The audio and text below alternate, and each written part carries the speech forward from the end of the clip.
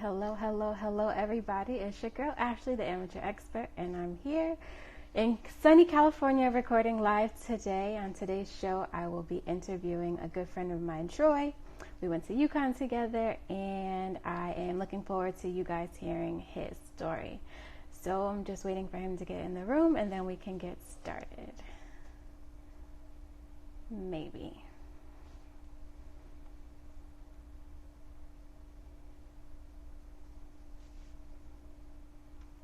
Maybe, possibly. There he is. Perfect.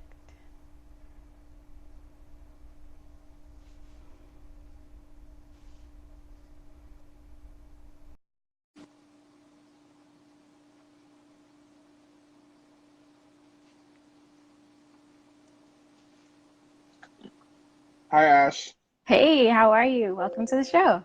Thank you. I'm sorry, I'm sending a quick email behind this. No problem. Okay, I'm ready. So, Troy, if you could please introduce yourself, tell the people who you are and what you do for work currently.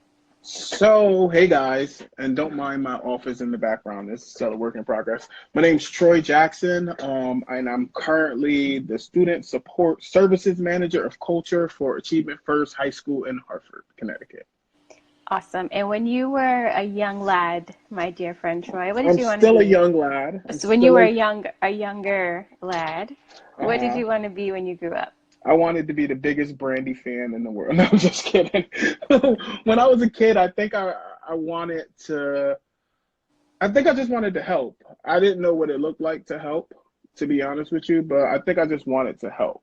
So And when I was young, I wanted to be an entertainment attorney at one point in time, just because I thought that you know what it was. I thought that it married the two things that I really liked. I liked entertainment a lot, and I wanted to be like a successful professional, and I just felt like those two things married well together. So I think that's what I and wanted to be.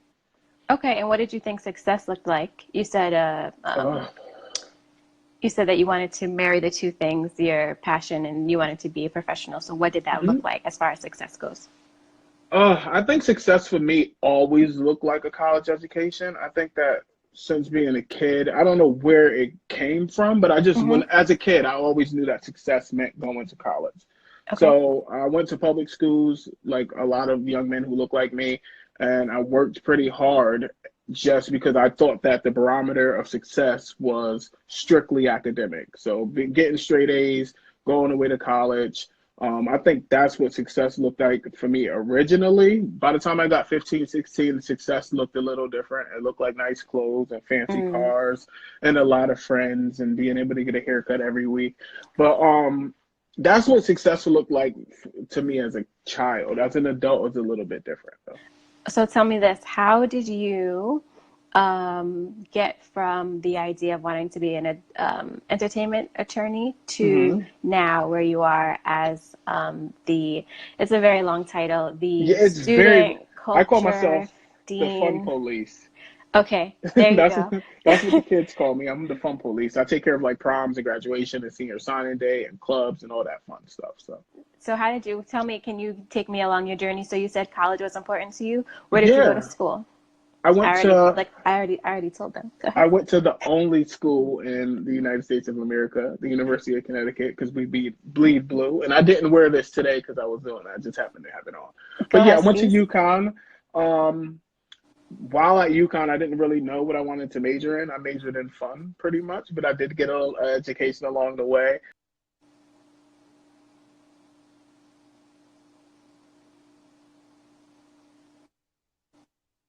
Started from where I came from. I went through programs in high school. I went to LEAP in New Haven. Hmm. I went to Upward Bound when I was in high school. So I think a lot of this kind of stuff was ingrained in me, and I just didn't even know about it. Right. So where I am now. So again, I went through those programs. I graduated from college. I did some odd jobs. They all paid me well, and a lot of people thought that you can see a career trajectory in it, and Hmm. it just wasn't for me. Like You weren't passionate about those things. no, I wasn't passionate about those things, and I'm not the kind of person. I don't like doing the same thing every day. Just drives me insane. So I Right. needed something that was a little different.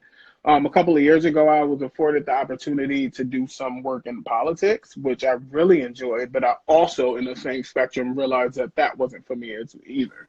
Okay. It was a lot of like shaking hands, kissing babies, a lot of social things. And I'm pretty good at that. It's not something that I shy away from. It's just I don't feel like it was really affecting anyone's life. A lot of politics, you think you're doing something, you want to get a Mm. person in office, but it's not really about the policies. It's more about the politician, and that Right. just wasn't for me. So this job opportunity came up, and I jumped at it. I was nervous, of course, because I've never worked in any kind of organized education, and if you know anything about Achievement First, it is very, very, very, very structured. Okay. And I'm not the most structured kind of person, but I feel like uh, I'm bringing something new to it, and I think they appreciate it. So I guess that if I answered the question correctly, that was my journey to where I am now. You did. And so, what does success look like to you today? Oh, success looks like you guys, my friends. I love you guys with all my heart. Love you too. It's just a good time. Being able to make like success looks like seeing my students on senior signing day saying that they're Mm. going to this college or that Right. college, or that Mr. Jackson helped me do this or Mr. Jackson helped me do that. Success looks like being able to talk to my brother and sister about what I'm doing for work and what they're doing for work as an adult, or Hmm. talk to my cousins and my friends about things that are outside of just turning up every weekend, even though I do love to turn up. I think Listen, that there's a good being, balance. yeah, well, I didn't always have a good balance, but I do have a good balance now. So I just think success looks like what I a dropped lot you, of, sorry. oh, it's okay. I think success just looks like what a lot of young black millennials want it to. Being able to meet ends meet, even though it's a struggle for a lot of us. Mm. Being able to chase the quest of education and being able to give back and have a good time with people who look like us. So, It's a beautiful answer. oh, Perfect. thank you. So, on your journey, Hmm. as you were in jobs that you didn't feel that you were passionate about, and you said that your main focus when you were younger was college, um, and then also the not having the balance of the turn Hmm. up right early on. Can you tell me some of the tips and motivators that you used along your journey? So one of the motivators that I use that I thought about earlier when thinking about this interview was I used to say a lot. I'm not sure if you guys remember that this is a future choice problem. I used to say that to myself all You the time. Like did. I did. Like this is not. But and it's a double-edged sword because when I was growing up, I was the oldest of like 8 cousins and 3 siblings. So Okay. I never really got the chance to like be for like work for myself. It was Mm. always like I'm doing something to make sure that everybody else has a Right. model to follow. So Okay. in saying is a future choice problem, that gave me the freedom to be Troy. Right. So it gave me the freedom to mess up a little bit. It gave no, I'm paying for a lot of the shit that I did, but I said it often. So it's a double-edged sword. So that was one thing that helped me get over it. And then I think the other part was me just realizing that you can be cool and not have to go out every weekend. Like I'm still equally as cool whether I Yeah. go out 7 days a week or if I go out 1 or 2 days a week. So I'm Yeah. still as cool. So I think just growing up and learning that Mm. cool looks different at different ages and cool looks different for different people. Right. And the most important part is when you look cool, when you feel like you're cool for yourself. For And yourself. I don't feel like anybody cooler than me. Listen, I would beg to say that that's the truth. Thank you, You've Ashley. You're always been pretty one of my awesome favorite yourself. people. Always, always, So, always. And right I back will at always you. be your hype girl at karaoke, Thank but that's you. besides the point. So what is something that you know now that you wish you had known maybe 5 or 10 years ago? Or maybe even that you're still in the process of learning that you want to like fully grasp as you um, move forward. Again, me being the oldest, I don't think I didn't, like, I always had to come across as perfect to everybody. Not perfect. No, pretty much perfect. I always had to feel like I had it all together. My clothes are always ironed, but You had to, or you felt you had to? I felt I had to. I don't Okay. think it was, I think it was more a perception of my other people perceive. Like I felt as if I had to be perfect, and Okay. I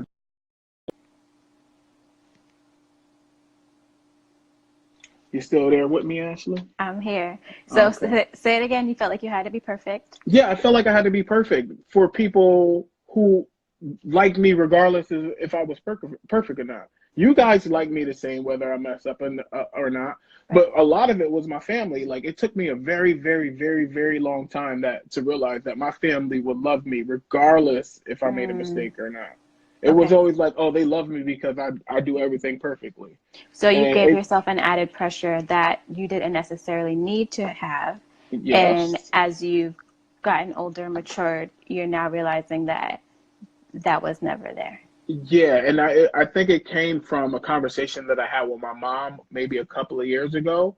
It Mm, was within an argument, but she legit was like, "I don't understand why you feel the need to always be perfect. We're gonna love you regardless if you make a mistake or not." And I'm like, "Wait, wait, wait. You're still gonna like me even excuse though me? if I mess up, right? Right, Like if I mess up, you're still gonna love me." I didn't get it, so right. That's awesome and I'm happy that you have come to that conclusion because living like that has to be hard. yeah. Shout out to my mom. Shouts out to mom. Okay, so I call myself the amateur expert, and I claim to know a little bit about a lot. I call And you the professional expert. So well, go thank you. Maybe that'll be like that's the trajectory. That's where we're going. ahead. So tell me this, Troy. Hmm. Can you share with me something, a random tidbit of information? I know that you are the world's biggest Brandy fan. I am. So maybe something that I can answer to use to answer a $200 question on Jeopardy, or a Snapple fact, anything that you know that I can say that you taught me. Ashley, why didn't you prepare me for this? Troy, I sent you the questions weeks ago. You know I'm not. I don't prepare. I okay. Anything Well, random. you probably know this. Tell me. The first black Disney princess Okay. is Brandy and Cinderella. yes. Okay, that's all I got for you, bro. That's all I got. That's all I have for you. That's all It's I have. okay. I should have read the questions beforehand. It's okay. That's another. Yeah, That's a lesson that you'll be that's a learning lesson learned. Anybody moving watching forward, this, prepare, please. especially when it's been handed to you. Yeah, but I also I live my life without preparation. Listen, sometimes that's okay. I know. But Troy, I appreciate you being on the show. You Lotion in have my hands. you have been very insightful. And you're also a very good a friend to me over the years. So I appreciate you doing this, I love and you, Ash. I love you too, and look forward to seeing more from you in the future. You too, and have a safe flight home. I'll see you when you get here. Thank you. All right, but you guys follow me. If y'all watching this, put that thing down there where they follow me. All I'll right, do love it. you, Ashley. Have a Love nice you. one. Thank Bye you. bye. Bye.